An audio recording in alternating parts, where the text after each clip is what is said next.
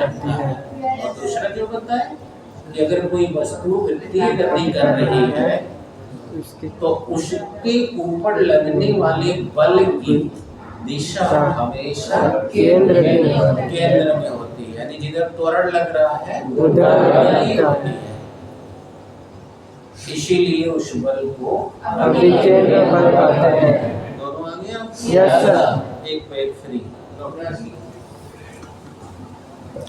अभिकेंद्र बल वह बल है जिसे किसी भी पिंड को दे दिया जाए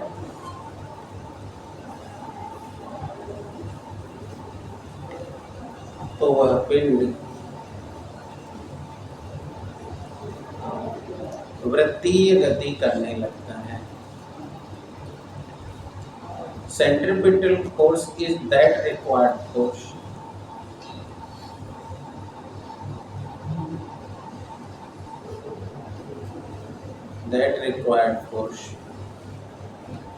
which if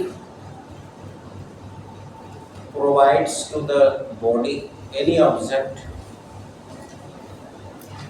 which it provides to any object, so then it start to move in a circular path.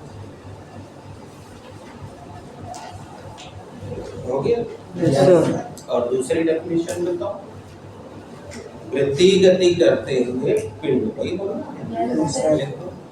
वृत्तीय गति करने वाले पिंड पर लगने वाले बल की दिशा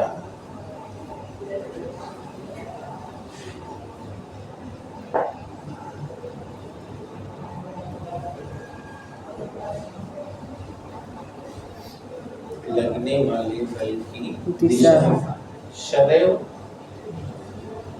केंद्र में होती है। उसी बल को हम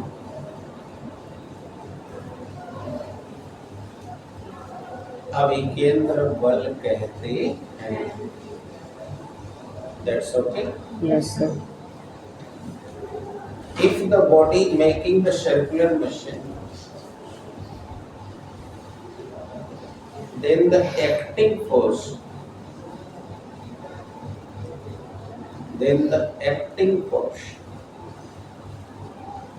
is always act into the center.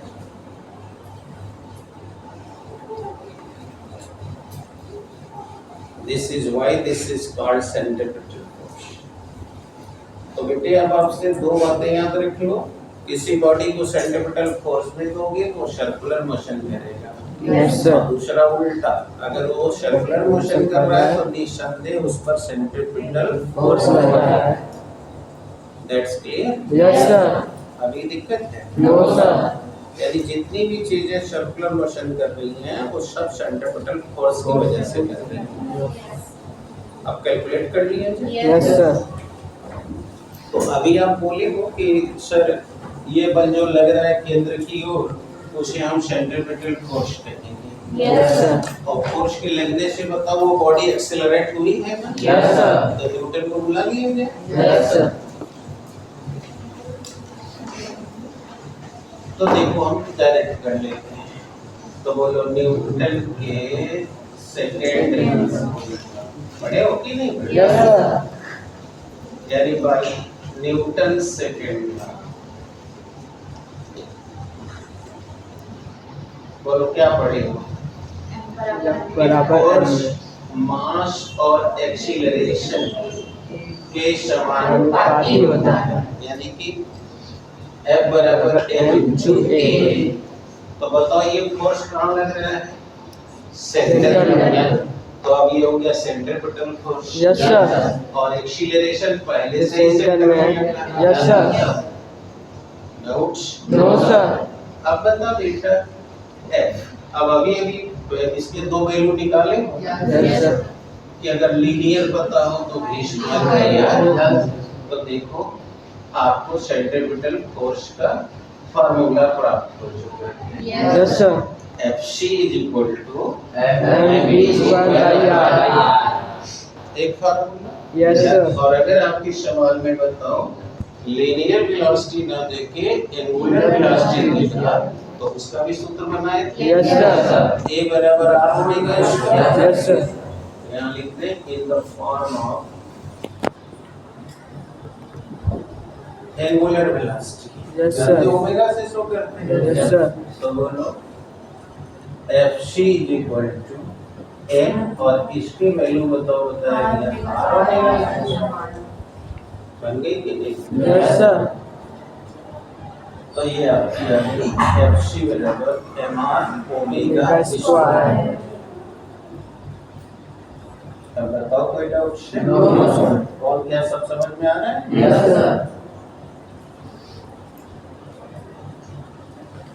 तो ये आपका हो गया सेंटीमीटर फोर्स। अब फोर्स है तो यूनिट हो ही रहेगी कौन? न्यूटन। और डायमेंशन भी हो ही रहेगी। Yes, sir. mlt पावर -2 जानते ही नहीं। Yes, sir. पूछे कोई डाउट है? No, sir. अब आइए अभिकेंद्र बल पर दैनिक जीवन में घटने वाली कई घटनाएं हैं, राइट है? Yes, sir. अब हम उन घटनाओं की ओर चलेंगे और उसमें 3 घटना आपके कोर्स में एक्सप्लेन करना है। पहली घटना जो आपने देखी है उस घटना का पहले उल्लेख कर दूं और वो आपके साथ रोज हो रही है। कौन सी? जब आप साइकिल चलाते हैं Yes, sir. और मोड़ पर मुड़ते हैं तो आप बताओ सीधे रहते हैं कि मोड़ पर मुड़ते समय मोड़ की ओर झुक जाते हैं? झुक जाते हैं। तो गिर जाते हैं? No, sir. तो पहला सवाल यही है। Yes, sir. पहले समझ लीजिए क्योंकि बेल लगने वाली है। तो अभिकेंद्र त्वरण हेडिंग डाल लीजिए। अभिकेंद्र त्वरण पर अभिकेंद्र बल पर घटने वाली दैनिक घटनाएं। लिखो बेटा डेली इंसिडेंट्स ओवर हो गया ओवर द सेंट्रीपिटल फोर्स।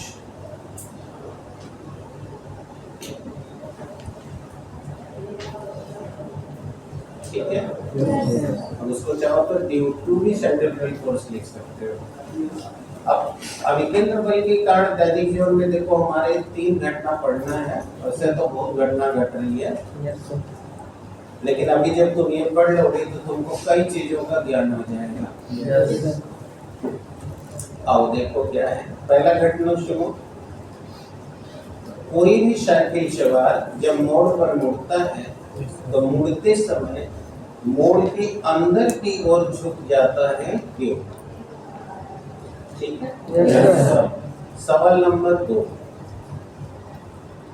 सड़कें मोड़ पर चौड़ी बनाई जाती हैं क्यों? जितना सड़क मोड़ पे होगी Yes, तो sir. मोड़ पर सड़क की चौड़ाई तुमको ज़्यादा होगी। Yes. और उसी में तीसरा सवाल जुड़ा हुआ है कि मोड़ पर सड़कें बाहर वाली जो सड़क है वो धंसी क्यों होती है?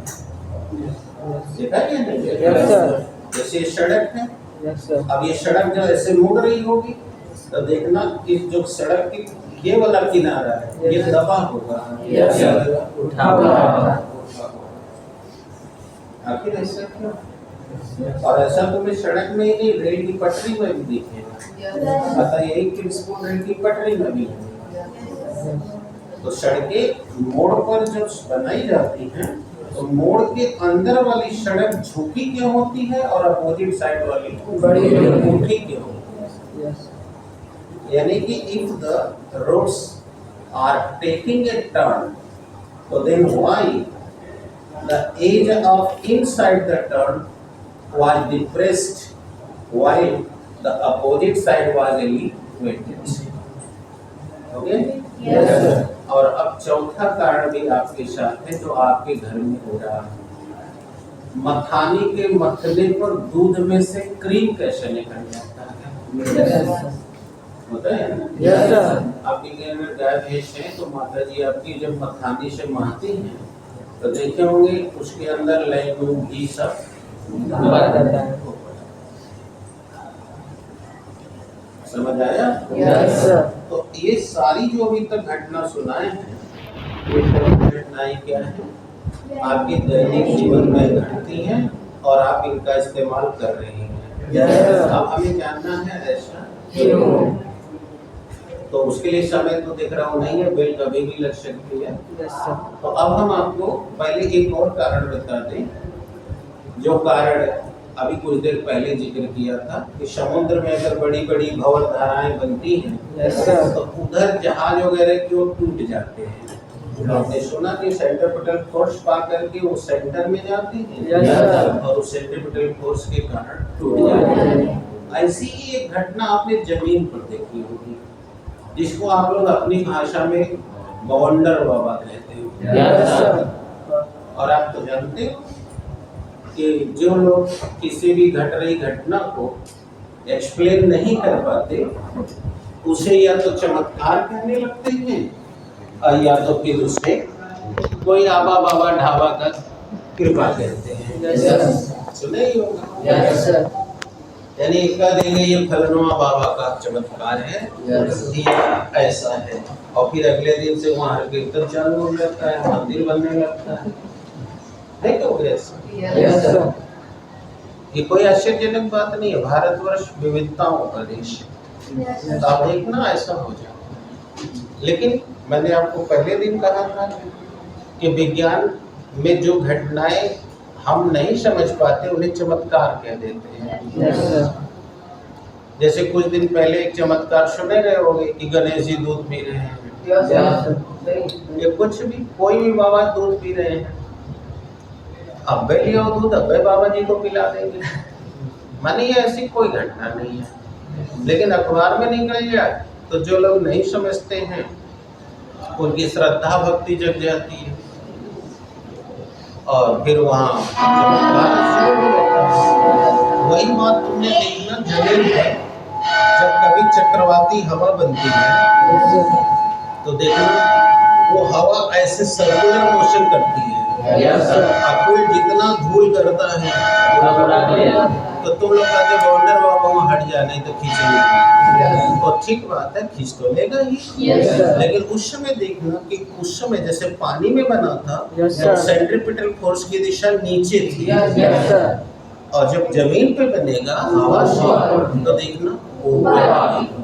और इसी से समुद्र का पानी बहुत तेजी से जब साइक्लोन चलता है, चक्रवात, तो इसी से वो अपने साथ समुद्र का पानी लेकर चलता है।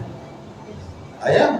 और जब लेता है तो उस चक्रवात में अगर मछली फंस जाए, सांप फंस जाए, या समुद्र का कोई जीव फंस जाए, तो जहां जाकर लो प्रेशर पाके प्रेसिपिटाइज होगा, वहां पानी के साथ साथ वो जानवर, सांप, बिच्छू जो भी पकड़ाया है उसमें वो भी गिरने लगेंगे। तो अखबार में अगले दिन निकल जाएगा कि बारिश के साथ मछलियां गिरी।